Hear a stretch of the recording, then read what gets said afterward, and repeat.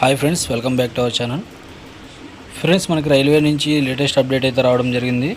So ఇది వచ్చేసరికి ఎంతమంది నిరుద్యోగులకి ఒక శుభవార్తనే చెప్పుకోవచ్చు.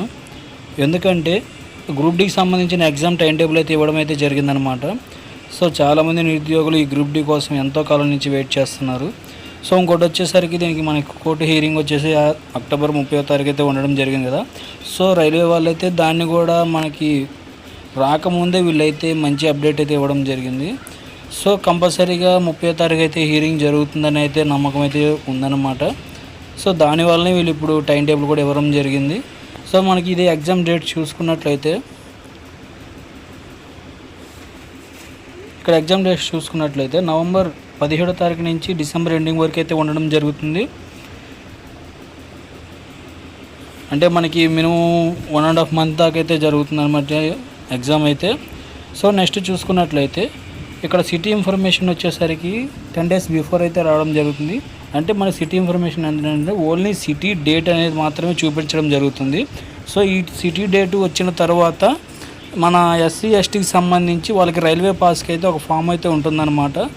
వాళ్ళు ఈ డేట్ వచ్చిన తర్వాత ఆ ఫామ్ తీసుకెళ్ళి వాళ్ళు రిజర్వేషన్ అయితే చేయించుకోవచ్చు ఫ్రీగా. సో అది బీసీ ఓబీసీ వాళ్ళకైతే ఇవ్వడం లేదు, ఓన్లీ ఎస్సీ ఎస్టీ వాళ్ళకి మాత్రమే ఉండడం జరిగింది. సో నెక్స్ట్ చూసుకున్నట్లయితే ఈ కాల్ లెటర్ ఇది వచ్చేసరికి మనకి ఎగ్జామ్ 4 days బిఫోర్ అయితే రావడం జరుగుతుంది. ఇక్కడ చూస్తున్నారు కదా, 4 days బిఫోర్ అయితే రావడం జరిగిద్ది అనమాట. దీంట్లో వచ్చేసి ఫుల్ అడ్రస్ అయితే ఇవ్వడం జరిగిద్ది. Exam city and date information link full address అంటే మనకి ఏ సెంటర్ పడింది, ఎక్కడ పడింది, ఏందనేది అయితే ఫుల్గా అయితే ఇవ్వడం జరుగుద్ది. సో ఫ్రెండ్స్, ఎవరైనా సరే గ్రూప్ డీకి ప్రిపేర్ అయ్యే వాళ్ళు ఇంకైతే లేట్ చేయవాకండి. మీ యొక్క ప్రిపరేషన్ అనేది స్పీడప్ చేసుకోండి.